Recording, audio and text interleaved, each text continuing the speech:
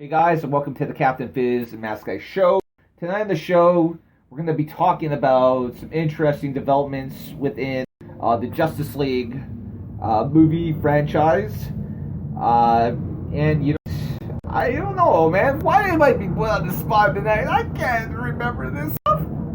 We're going to talk Batman, we're going to talk Ben Affleck, we're going to talk movies. You know what? Let's go to the music, please.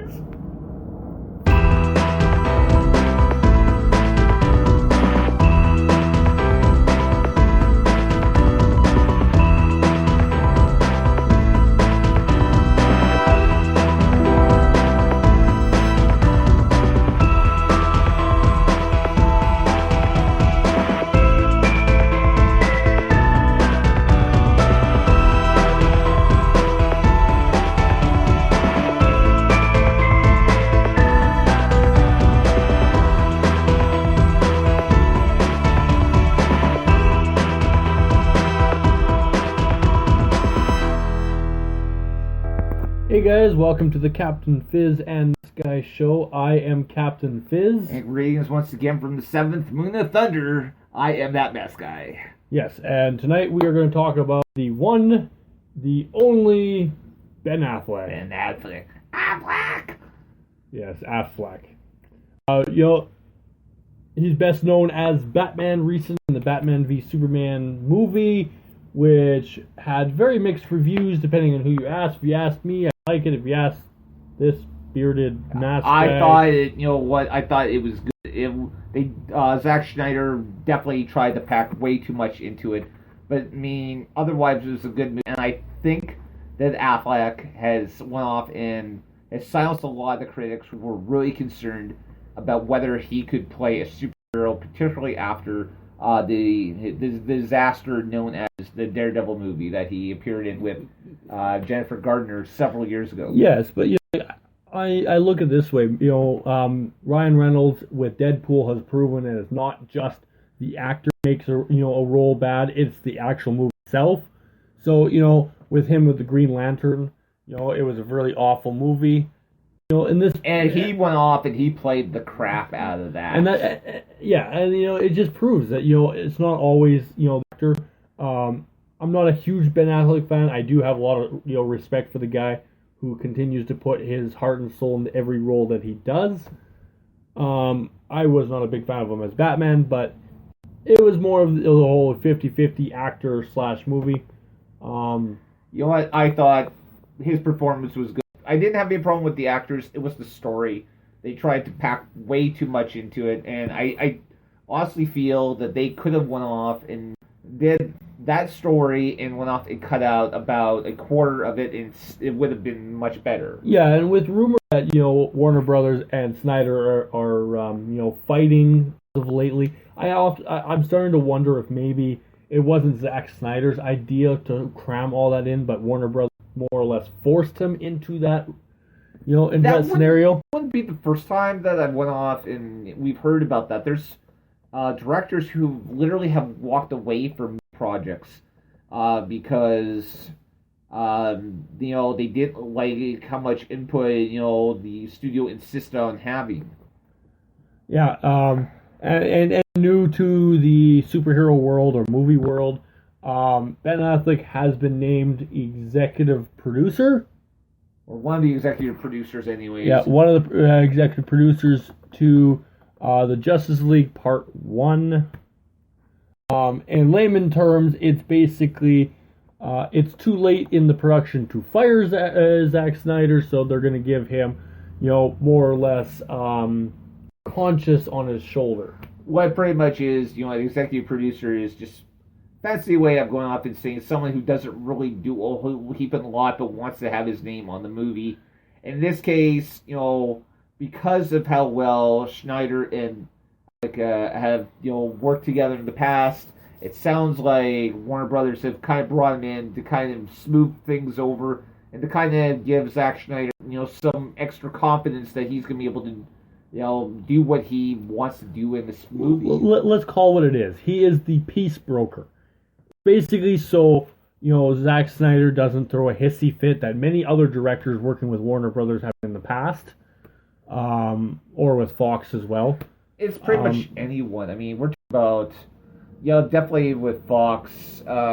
You go off in to a lesser degree, even within the Marvel Cinematic Universe, you've had directors who didn't like, what the studios were trying to do and walked away. So, the whole debacle around Ant-Man, I mean, who knows, what would have happened if the original director had been allowed to bring his vision to the movie. I mean, it turned out to be, in my opinion, one of the best movies that Marvel has ever produced. And what would have happened if the original storyline had, been used? No, I completely agree with you. There is a lot of aspects in a lot of these movies that need some tweaking, that extra pair of eyes, so to speak, to, boost it into a whole new level. Fantastic Four. Imagine if they had somebody to govern the people governing everybody else. Honestly, I think they just needed some competent at the wheel of that venture to turn it into anything approaching being good. Although the stories I've heard about that is if the studio hadn't stepped in, this movie, Fantastic Four may have been even worse than it turned out to be. And part of me questions that because we've followed movies for a long time, and we've heard the tiffs back and forth, the arguments, he said, she said kind of thing. In this case, I'm not entirely sure the director was completely 100% at fault. I don't believe he was majority at fault. I believe he was given a vision. He was told, what they wanted, how they wanted it, a certain amount of budget. You can only work with this actor or this actor, things like that. And he did what he could do. And they constantly changed their mind. Oh no, we got to make it bigger. We got to make it, this. We got to, that director had a bad reputation going into this film as well. But I mean, that's a bunch of hearsay at this point. Unfortunately, I mean, as the old expression goes, you can polish a turd as much as you like; it's still a turd. I don't know. I would never polish a turd. It would get stuck and it would start yelling, and then I'd throw it at people, and then they would yell at me. And I don't know. I don't like people yelling at me for stupid stuff I do. And yeah, throwing turds is spelled stupid as a kid because then they know it's you because then you got turds in your hand, and I don't know. I went down the hole. Yeah, we definitely went down that rabbit hole. Let's pull ourselves out before we get stuck here. Okay, let's talk about what I have kind of leaned towards.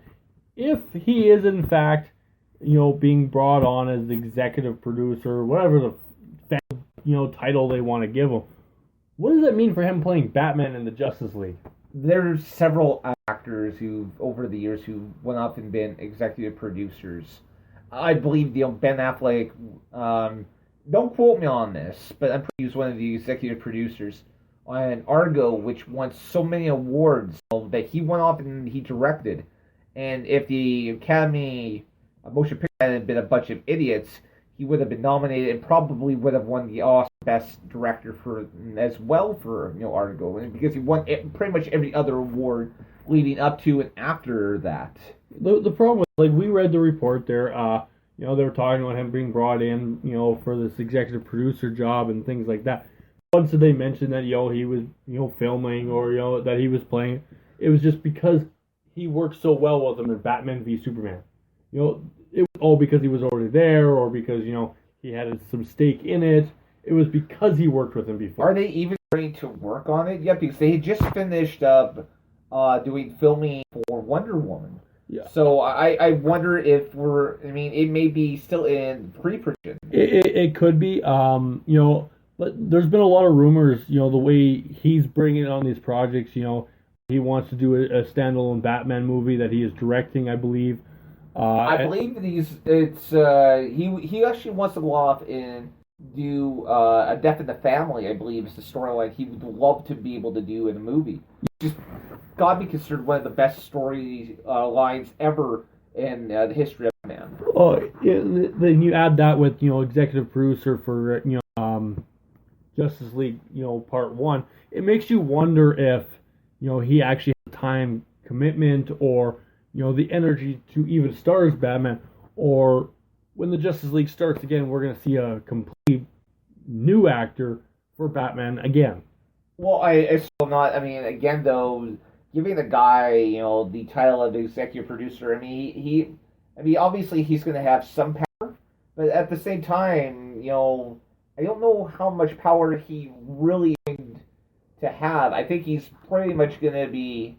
Hopefully, they brought him in more or less to be on Zack Snyder's side, so that when Schneider starts feeling that the other executive producers and Warner Brothers are trying to gang up on him, at least have Ben Affleck to stand with him and say, "Hold it, let's listen to Zack here."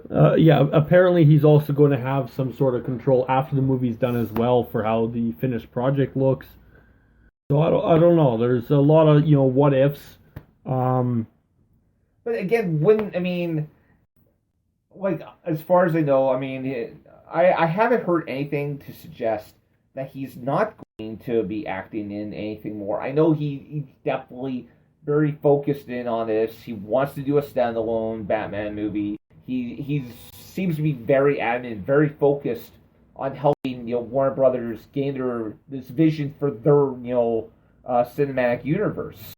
I do wonder with this, his whole fascination with the death in the family. I wonder if that was originally the route that this movie was supposed to take. With the whole, Jason Todd rumors that we, constantly heard in the theories and things like that, especially with the Joker, how he looks in Suicide Squad. I wonder if that's why. They were kind of focusing on it. He, heard a lot of it, and then they decided not to. I wonder if it has more to do with that scene in the Batcave where you see the Robin suit with the ha ha ha on you, displayed in the cave there. And so, I mean, and when asked about that, Zack Snyder went off and said that he purposely went off and put in there so fans knew, okay, Robin is dead. And I mean, in the same sentence, the photographer who gets killed at the beginning of the movie was supposed to be Jimmy Olsen. And so, to have both these guys coming into this movie having lost their best friend, and more or less, because, I mean, that's sort of Jimmy Olsen was. He was, like, one of the best friends to Superman. So, I mean, I don't think they ever, even name, the photographer in it, but apparently Zack Snyder likes to kill people off, so. Oh, I'm not against it. They obviously didn't make a big deal of it, or and things like that. So, well, how could they ever make a big deal of it when they went off and tried to pack so much stuff in? That is true. I'm glad the Wonder Woman film has wrapped up production. It is, pretty much ready. That is awesome to hear. I'm hoping that movie does really well. I think with a woman of her caliber, it's definitely going to come across as a very good movie. Especially with her background with the Indian military or Iranian military. I think she's Israeli. I don't know. Somewhere over there. I can't remember exactly what country or where she's from, but she was serving as the military. I'm very interested to see that movie just because Chris Pine, who's probably best known in this day and age as playing James Kirk from the new Star Trek franchise. So I'm very interested to see how he kind of plays into this. They had a little Easter egg during Batman v Superman, as you insist on us calling it. Everything you look on the papers and the new, on the computer, it always said Batman v Superman. But yeah, I mean, when people talk about on TV, it's always Batman versus. Oh, Superman. They're stupid and idiotic. But anyways, there's a photo that they go off and they show Wonder Woman standing by some soldiers, obviously from I believe like the 1940s, and one of them is Chris Pine. So I'm very interested to see because I mean obviously this is going to take place, at least I'm assuming anyways, unless they do a bunch of flashbacks. But I mean, this is not going to take place during modern era. It's going to take place maybe during World War II, or maybe even the First World War. Something around that. I don't care where they base it from or whatever. I am excited to see a standalone movie for Wonder Woman. I think that's a great idea. And I think the whole cinematic universe for DC and Marvel is definitely getting really crowded nowadays.